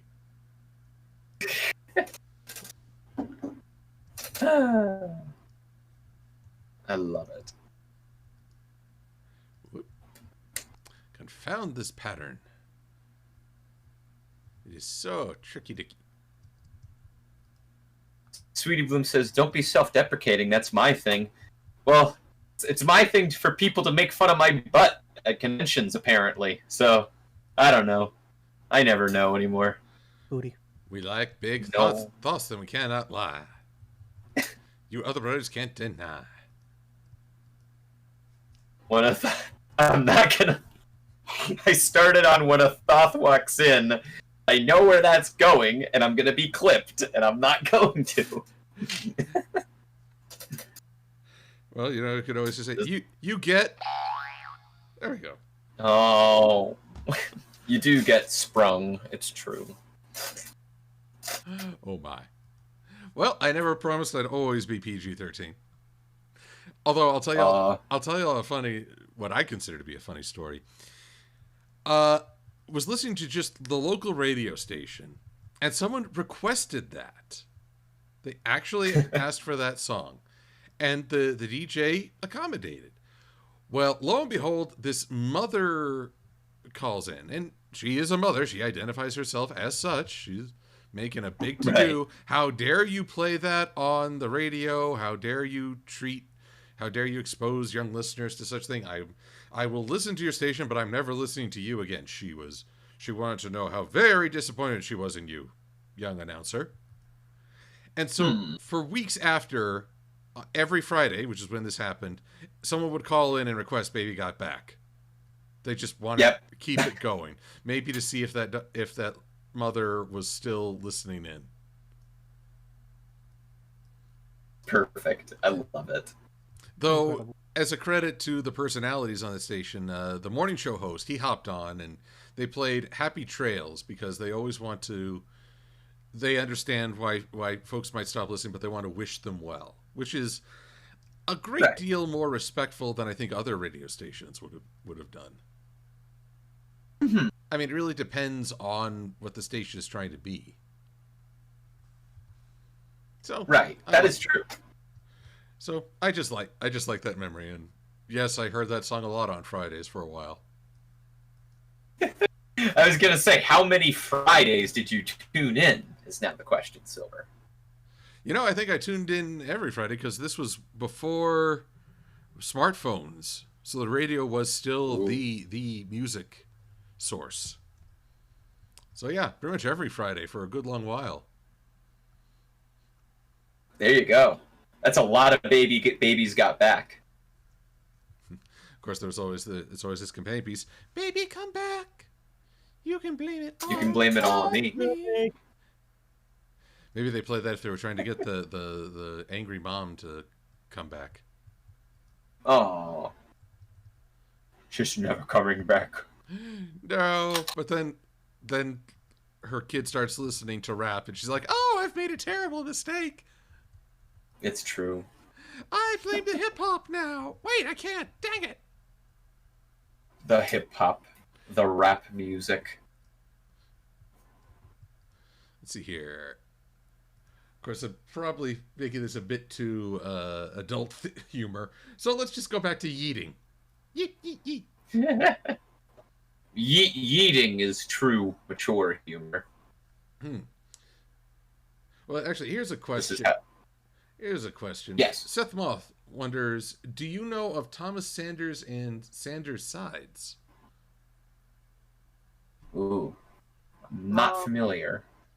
I know about Thomas Sanders. I have not followed much of his work in a very long time. So I can't really tell you what talk about what he's been doing or what he's up to. Well, I confess I'm in the dark on this. I'm not even sure what the topic is. I'm gonna look. Thomas Sanders was a guy who made quite a name for himself doing what is the thing before TikTok? Vine, doing Vine videos, humorous Vine. He's a Vine person. I see. Yep. See Go ahead, Silver. Sorry, I was just saying the only Vine video I was really aware is this guy who has lemons spew out of his mouth. Oh God. I'm not very cultured. Not when it comes to that. No, it's okay. It's similar for me in that there was a certain period of social media that I committed to and was like, okay, this is what I'll do. And that was Facebook and Twitter. Those are the ones that and I guess YouTube, if you want to count YouTube, I guess. Mm-hmm. And once I did those, then came the Vines and the TikToks and the Instagrams and Snapchat. And at that point, I was already at a level where I was like, I can't commit to more of it. I know I've had people tell me to get Snapchat and Instagram and everything, but it took a while for me to even get Twitter. I think the thing that really kicked me to get Twitter was when we started the whole Riffponies thing. I think that was what made me go. I had people telling me, you need to start a Twitter because that is where a lot of people are at now. Because at that point, Facebook was kind of on its way out as the top dog, and Twitter was becoming the big thing. So that is why I made a Twitter for the first time, and then I made a personal one. The personal one is barely updated, but the one I use most is the Riffponies one, and that's the only reason I use Twitter, really. Alrighty. With I think I'm at a point where I will submit this for inspection. I'm sure a genuine member of the U.S. Navy will tell me how badly I am messing up their uniforms. But that too will be constructive criticism. Oh, but I forgot the shirt. I've had him going Starkers underneath. Oh, he's going commando. What am I saying? He's a pony. They're all technically going commando. That is true. They don't normally wear clothes. Which is why an earlier question, would I dress up as Celestia? It's like, no, I'm pretty sure that would be indecent exposure. I mean, Argenbarger already turned my pony and turned me into Celestia in one of our Riffing Rainbow fanfics, so I kind of count. Nice. I was Luna and you were Celestia, and I made a drawing about it. Yeah, it's really good. You can probably find that on our Twitter somewhere, I'm sure, or on Ace's Twitter. And you can find links to both of those in the description of this very stream. Yes, you can follow at Riffponies. That'd be wonderful. You can follow at Acesential, because Acesential is an incredible artist. And if you really want to, you can follow me at Thoth Penswell. I don't really say much, but would be appreciated all the same. Not a shameless self-plug. Oh, there's no shame in a self-plug. You have a right to promote yourself. You have a right to be proud. Yeah. I guess. I mean, if we were like trying to have a serious conversation and you broke out into the plug, maybe then it's a faux pas. But no. That is true. That is true. And that's how my whole family died in the accident. Anyway, this conversation was brought to you by NordVPN. Protect your privacy, which is more than I could say my Aunt Sally did. Oh no. I don't have an Aunt Sally. Yes, because they stole her identity. That's true. That's because you didn't have NordVPN. And your aunt would still have her social security number if she played Raid Shadow Legends. You know, Raid Shadow Legends will protect you or protect your social security number. Oh. Don't ask questions. Just download Raid Shadow Legends. I kind of wish they were sponsoring now, because they'd be like, yeah, this is great. Cha-ching, cha-ching, cha-ching. Yep.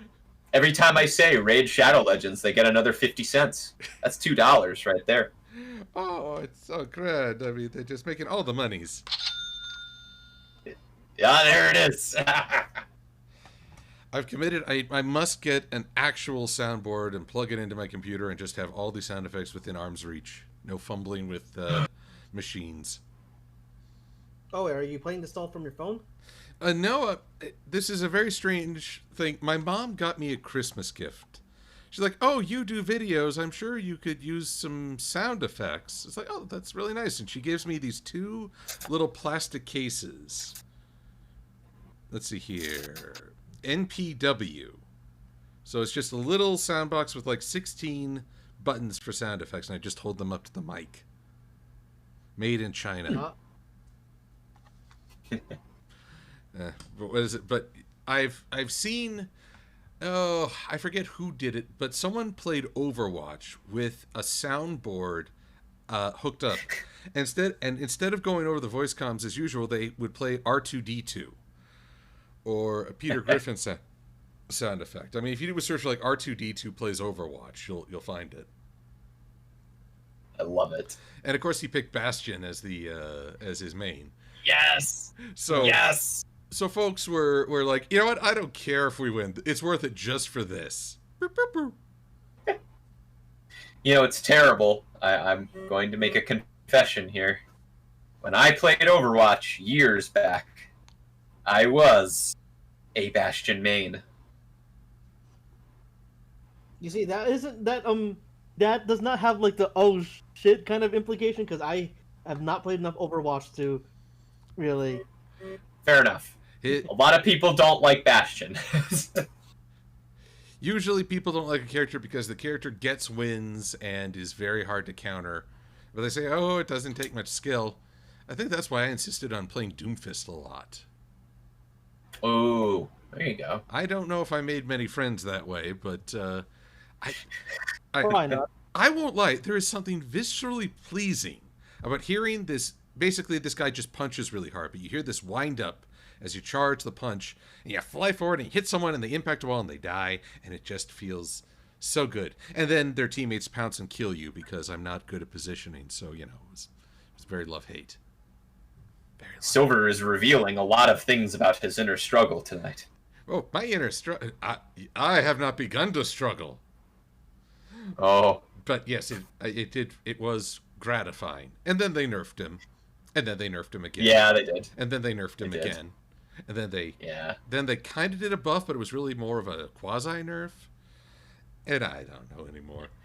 Anyway, Doomfist is awesome, and I will stand by that. It's funny because it's been so many years since I last played Overwatch. So I've fallen out of it, and I know that there's like a ton of new characters now. I think Doomfist was the last new character when I kind of fell out of playing it. So that was right around my era. Yeah, Doomfist was there, but then like Sombra. Oh, Sombra. In my eyes, Sombra takes all the fun out of the game. I tried to learn how to play Sombra. The ones I was really good at, I really liked playing Tracer until they nerfed her. I liked playing as Reinhardt, and I was pretty good at Bastion. So those are the three I usually went with. Well, actually, I guess that kind of describes Overwatch. I really love playing this character until they nerfed him. That's... I swear that is the most... no, that's the common statement. It describes Overwatch in a nutshell.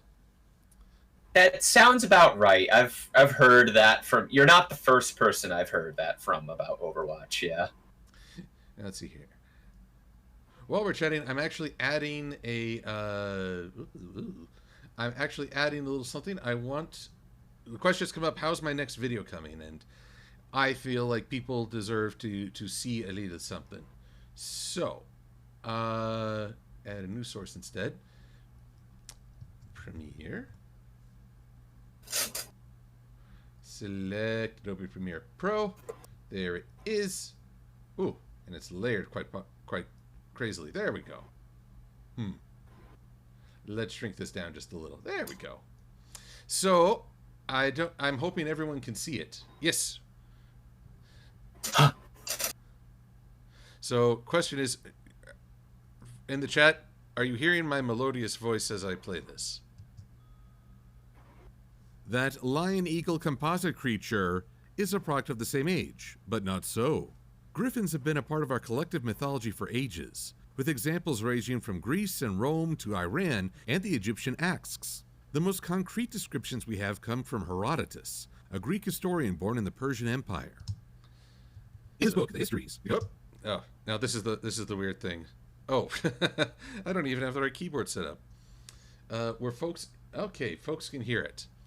Then, for your viewing pleasure, I will play for you the intro because I think it's fun. We'll see if it's a fun joke.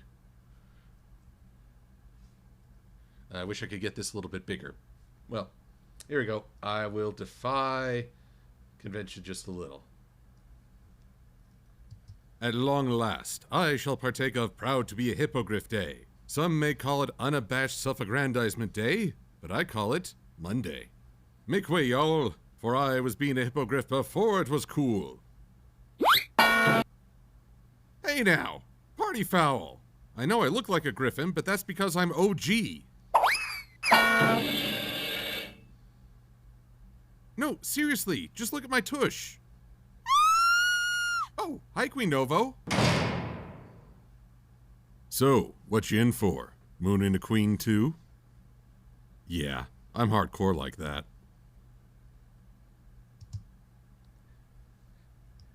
And there you have it. That's my start. I've got a good chunk right here. Another little educational skit right here. And just move it on down the line. It's a little bit more spread out right now because I got to tighten it up in places. Like, fill in this huge gap. So it's a start. I've only had like an hour or two a night to really tackle things, but this weekend should offer a greater opportunity. I love it. Now, let's see here. Gotta hide. There we go. But then again, I am biased because it is Premiere, and Premiere is is the territory I know. It's a Premiere resource. Although I guess I have a question for both of you and all you folks in the chats on both Twitch and YouTube. I've been wondering if it would makes sense in terms of making time for creative projects that one Friday is working on my next video project, one Friday is working on Patreon rewards, and alternating between the two. Would that be of interest to folks?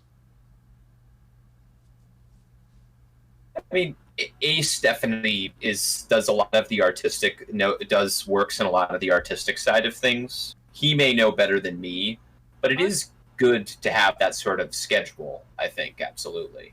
Yeah, I think some people. I think there would be folks who'd be interested in keeping up and catching up with something like that. Yeah. The thing is, with working on the video, because I would have to play in my audio, I probably wouldn't have a guest host, because then they'd be talking. We'd be talking over the narration, which just gets really confusing. And I wouldn't be. That is true. And I wouldn't be able to hear them because, again, I'm working on the narration. That's true. I do know somebody out there that I follow, Adam Johnson. If you don't know him, he does a YouTube channel, Your Movie Sucks.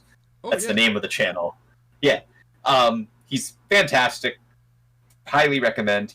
He also does streams on Twitch where he does similar, where he works in video editing and basically does commentary by himself while he's doing it. So if that gives an idea of how a stream like that would operate, I suppose. I'll have to watch some of his streams then. Yeah, he has great streams. I follow him from every now and then. Oh, and we got a request from Enderpup. Can I get Huggles? All the Huggles for Enderpup. Hugs. I send them from New Jersey and beyond, wherever you are. Oh, he's sending that from the Turnpike. Yes. Socially distanced New Jersey Turnpike hugs. I don't know what those mean, but... Elbow bumps from America. Yes, exactly. That works. Oh, I also have a slightly funny story. Tori Sky asks, how would I feel if someone were to cosplay my OC? Someone actually did. At Crystal Mountain, I believe in I forget if it was 2015 or 2016. Probably 2016. This young woman dressed in Silver-Quill even had a continuity banner she could hold with 2 sticks and did a really remarkable job. Auntie C also showed me a picture from an Australian convention where someone cosplayed as Silver-Quill. It's like, wow. That's awesome. It's amazing. I mean, I'm a schmuck on the internet and people are cosplaying me at a pony convention. It's like, what? What? That really is amazing. So, I cannot think, as like a content creator, I can't, for you specifically as a content creator, I can't imagine an honor much higher than that someone dresses as you. Well, just that someone puts the time and energy into that. I mean, that is the gift. The gift is the investment of their own time and creativity. Yeah, absolutely. Which is also why I think cosplayers are pretty awesome to see. I mean, I stigmatize such expressions. It's like, oh, they dress in a full-body suit. Yeah, do you know how hard that is and how much energy it requires? Yeah, I mean, personally speaking, I've attempted to cosplay well, I've done 2 cosplays. I've cosplayed multiple times. But the one time I really made it into like a craft and worked on it for one convention, I really grew to appreciate how much work cosplayers put into that just in that one convention. And I was like, wow, this is really difficult. They deserve a ton of credit because I could not do this again.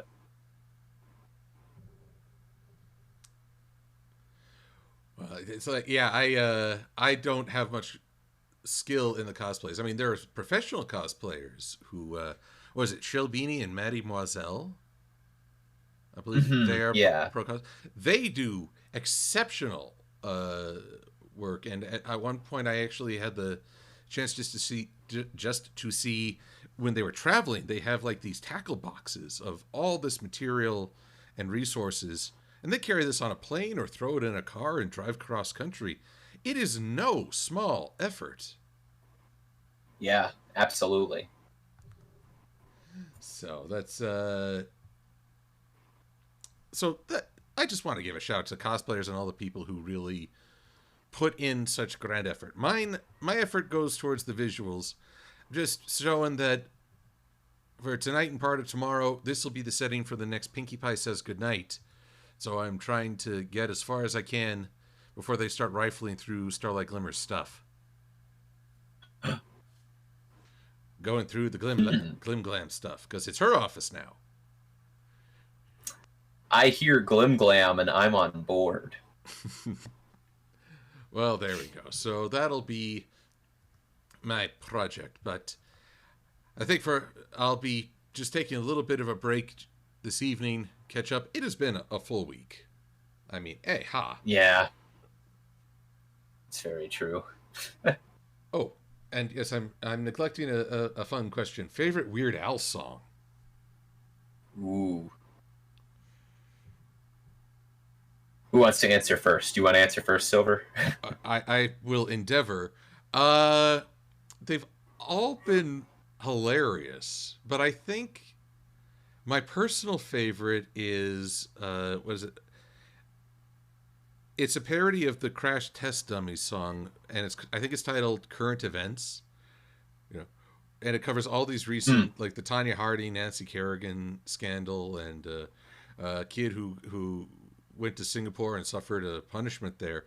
And it's just him doing this really deep voice. Once there was this kid who... I just find it hilarious, especially when they include like a scream from the Current Events. I think... Well, first, Ace, do you want to weigh in? Scheiße. Trying to think. You know what song I really like? Don't Download This Song.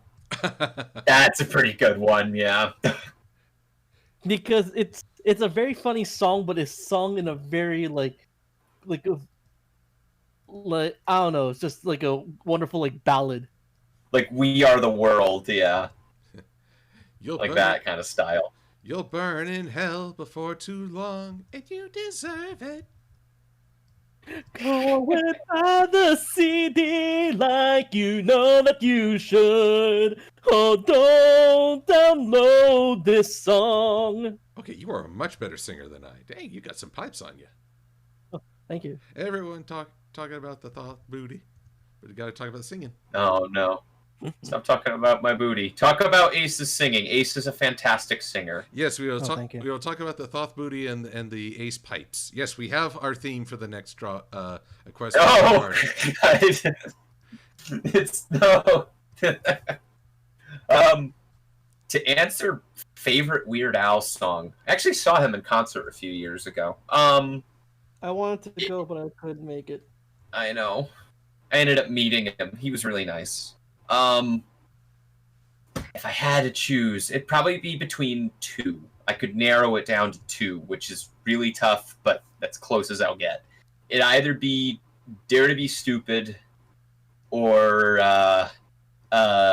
Trapped in the Drive-Thru. Oh, God. Oh, that song. Well, I remember the first time I heard that song. I was like, is this song going to end? No, it just keeps going.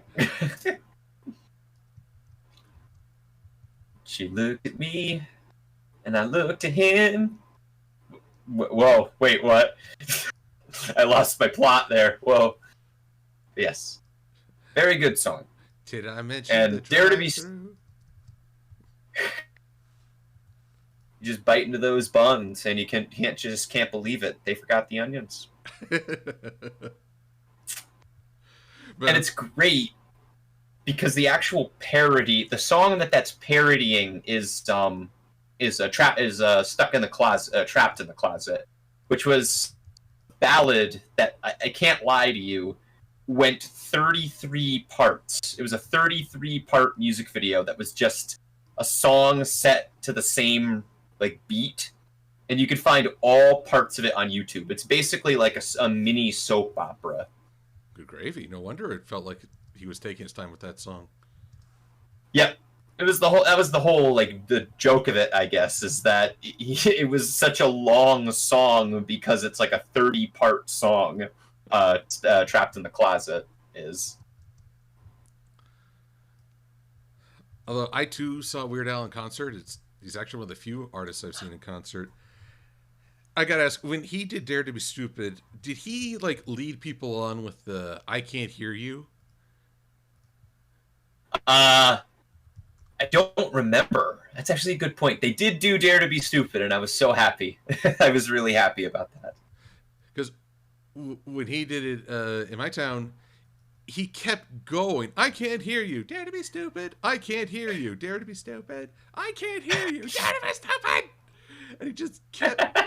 He must have done it at least a dozen times. And it just. And we were his little sheep. We were just going along with it non-stop forever.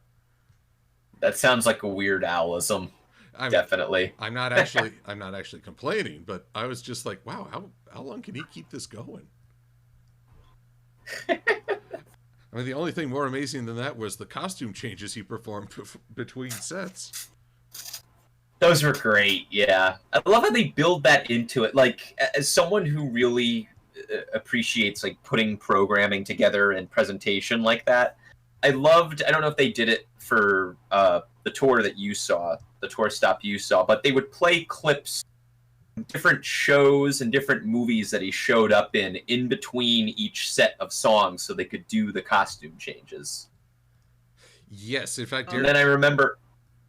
Go ahead. Go ahead. Dare to Be Stupid was preceded by the clip from Transformers Animated, where he played Wreck-Gar. Yes, exactly. Did I play any clip from Pony? They did, and I remember. Oh my gosh, this was great. So they did play a clip from Pinky Pride, and I remember my girlfriend and I were 2 of 3 people in that crowd that acknowledged Pony, and it was like, oh my god! The only other person was down our row, and I later found out via Twitter that was Brony Brewer, who just happened to be at that same concert that same night. Nice.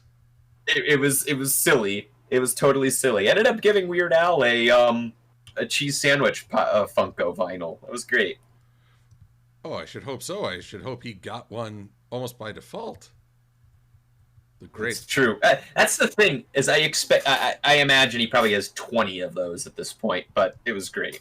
Well, I hope he still has fun with it. I mean, he did a great job. Oh, yeah, for sure. Though I think the funniest was Twitter after the series finale. He's like, oh my god, yeah. He makes the tweet. So, a lot of people accuse me of I forget the exact wording. I don't want to make it sound super creepy. But he's like, so yeah, my character had a horse kid with Pinky. I think, I'm trying to remember his exact wording was really good, but he was just like, there are rumors circulating that I have made love to a horse. and it was immediately followed by a picture of Cheese Sandwich and Pinky from the series finale. It was great. Oh, I've neglected a question from Jeeves 301986. Thoughts on Fallout Equestria? I confess I've never played the Fallout series, and I'm only tangentially in the loop on Fallout Equestria. I wish I had a better answer, but it's popular. I know that it is won fans over. It's like, as someone who has participated in the Fallout Equestria, Fallout Equestria fandom has done art for the Fallout Equestria radio play and a bunch of other things regarding Fallout Equestria. There are a lot of people who came into Pony because they were Fallout fans and they heard about Fallout Equestria. Well, then you're far more knowledgeable than I. What do you think of it? I love Fallout Equestria. It has a lot of problems, but I think it's a fantastic it's one of the better pieces of crossover work out there, because it doesn't just like take the ponies and then dump them in the Fallout world. It takes like the themes and ideas of Fallout and and puts them in My Little Pony and adjusts them in a way to make it like fit, to make it seem run in accordance with the world of MLP. And that was the thing that really captivated me about it. So that way it could take like these dark off the dark parts of the Fallout games and just make it work with Pony without being too incongruent. I was gonna say I was sitting here giggling when the question was asked because I know Ace well enough by now where Ace would have a field day with that.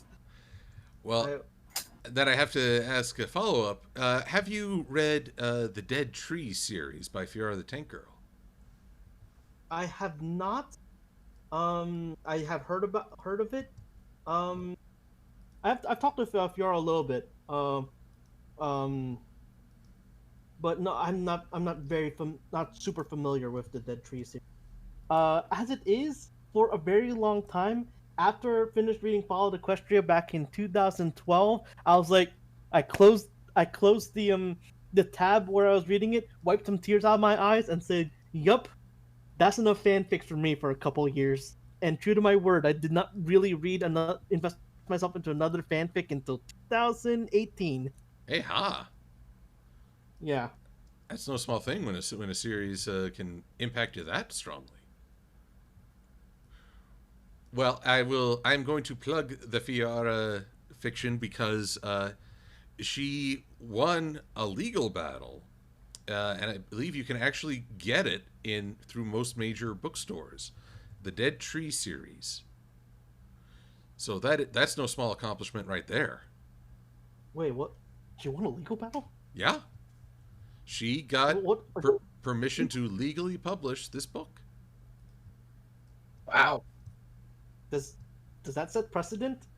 I don't know if I can give much advice on that. I know that you'd have to talk to her about all the ins and outs, and I'm sure she could recount the various steps and loopholes, or no, not loopholes, but basically hoops you had to jump through to accomplish such a feat. Because if that sets precedent, it'll be kind of like how like emulators are like legal. And in some cases better than the systems other people put out. I mean, yeah. Why get a Sega or Nintendo retro console with like a 5-inch power cord when you can have the emulator on your computer? Because they put effort into it, dang it. I will definitely say one group of panel organizers to another. I admire just the sheer amount of work Fiora puts into how much content they put out. I can barely fathom it. I always admire that. Well, Gonna have to look at. Even when I don't understand the subject matter, I can recognize passion, and I appreciate when people share that with the Wild. Oop. Now, I realize we've gone a little bit past my usual cutoff time, but I want to get 2 more questions answered. So, first from Champ to Stay, have any of you seen The Lion King 1.5? I have. A long time ago, but I don't remember it at all. I have seen it. It's funny because my girlfriend is very much into The Lion King. She was in the fandom for it for years now, and apparently that movie has a really not so great rap in the corners that she populates in it. The way I remember it, I remember liking it because it was about Timon and Pumbaa when I was younger. I couldn't tell you what I feel about it now because I'm older, and probably my opinion would change, but I remember liking it as a kid. So. Well, that's a better answer than I can give because I admit I saw the original Lion King in theaters and heard all the children crying. And but I never really did the Lion King follow-ups. I have not. I also haven't seen The Lion Guard or what have you. Have you seen the live-action remake? Is the question. Actually, I did. I did. I took a friend to see it, and every critique people have said I agree with. The live action doesn't work. Sometimes the songs didn't work, but my friend especially is having a hard go of it, and it was just a chance to see something fun.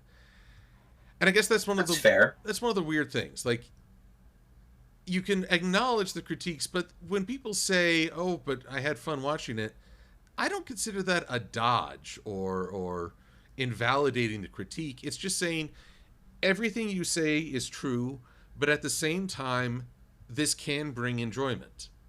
And that's not a dismissal of the critique. It is not a refutation of the critique.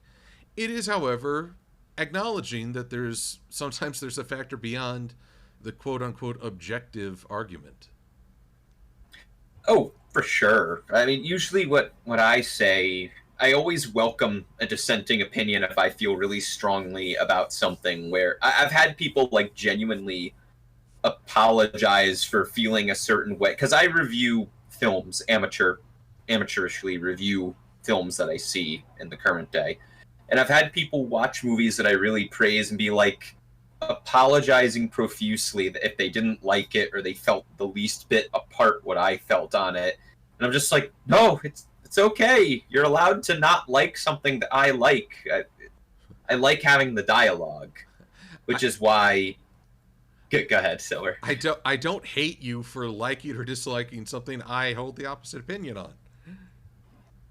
Precisely, like the whole pony life thing. Like I said, I will plead the fifth for now.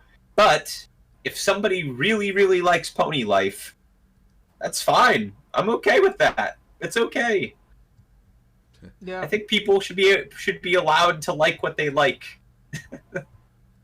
Although, well, you're better off than Master Code, who apparently earlier in the chat was pleading the 31st.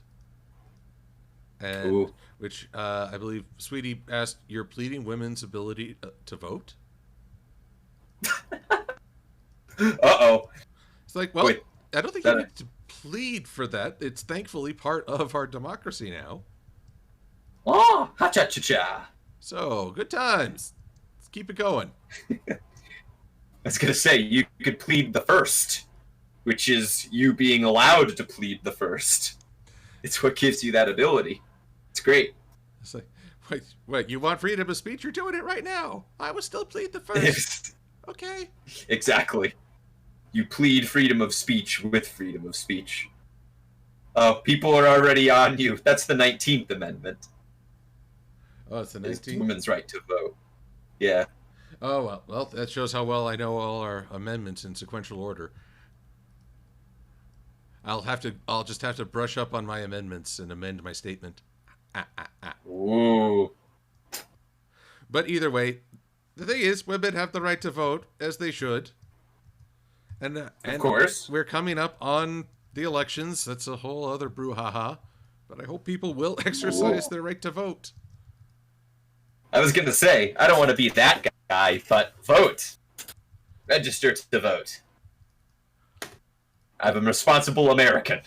If nothing else, it gives you the right to complain later. That's true. It gives you the right to complain afterwards.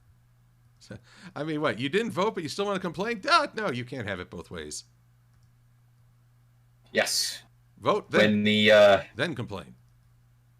When our next leader is chosen by women doling out swords and pools of water. Bloody peasant. What you see? I mean, I'm down for that, personally. Honestly, that sounds like a cut above the usual voting. Women's in bodies of water doling out swords. I can't think of the exact quote, and I hate that I can't, but... I believe it was a less respectful term than women. I think it was a tart. Oh, it was. It was tart. You're right. Maybe it's a good thing that I forgot it. 33rd Amendment. Hippogriffs are required to wear pants. Never! That's what Master Code says. Oh, no. Never. You will behold my cutie mark, and you will adore it. Now, the other question I wanted to answer, although this I'm a little confused. Komocho Steele's asking, who would you bet on between Lightning Bliss and Mad Munchkin next week? I may be out of the loop on this. What are they doing next week that's a competition? Ooh. I'm just waiting a minute to see if the chat provides an answer to this mystery. Thank you, Jonah, who just chimed in with, supreme executive power derives from a mandate from the masses, not from some farcical aquatic ceremony. Thank you. Well quoted. Yes. Although I more appreciate Sweetie Bloom. Do not deprive the world of Silver's tush. Darn straight. Now we're talking. Now we're memeing on Silver's tush. At least it's away from mine. That's right. Well, you know, we can be tush buddies. Oh my. Whoa, freezing. And now the shipping has resumed. Oh no, this is gonna make. This will make some either really good or really bad artwork. None of you do that. Oh, why not? For a time, Fiora and I had fan fiction children named A1 and barbecue sauce. Oh no, A1 and tater tot. I was gonna say A1 is in the steak sauce. I was gonna say that jokingly, but then you elaborated. I was like, oh yeah, it was. So strange is the world of shipping, and glorious. Ooh.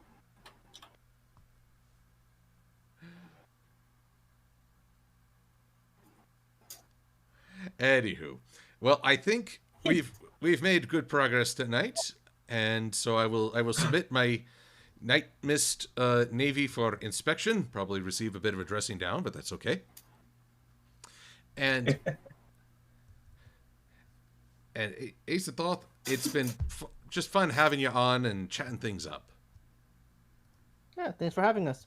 Thank you so much for having us. It was such a pleasant surprise to be asked, and it's an honor to be on. Seriously. Oh, come on.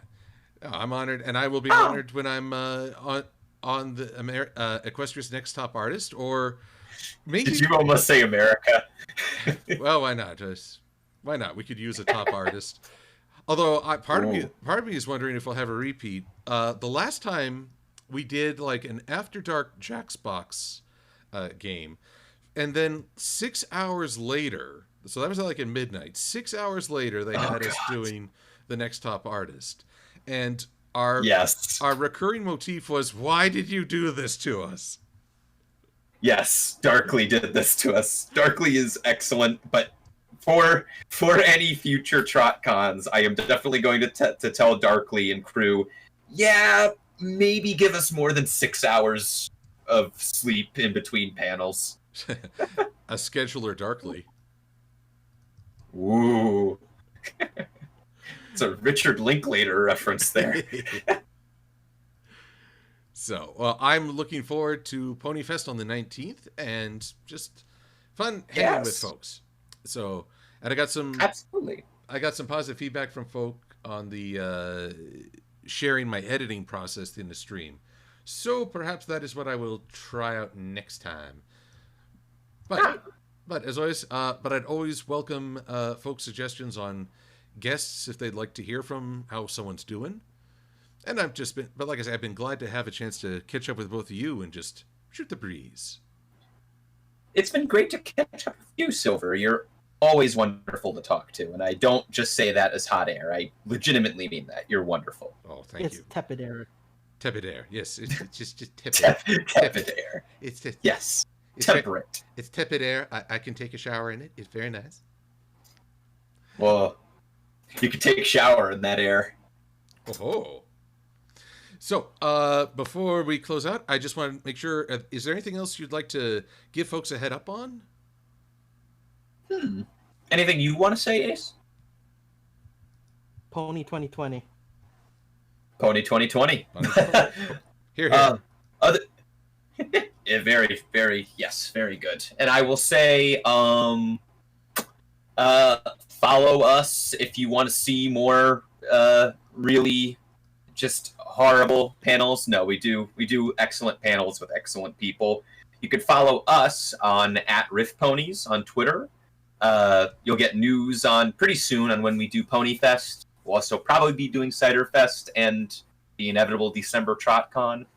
You can also follow Acesential. Acesential does fantastic artwork on @Acesential on Twitter. And if you really want to follow me and me at my occasional tweets, you can follow me @Thoth Penswell. But most importantly, you should follow Silver-Quill on Twitter. Well, much appreciated. But yes, a reminder that you can find links to all the Twitters in the description. And with that, everyone, I will wish you a safe and happy weekend. Take it easy on yourselves. Enjoy. We're at the tail end of August, and I don't know if things will instantly get better in 2021, but I move forward with that on the horizon. So, yes. I'm Silver-Quill. Thanks for watching. Love y'all.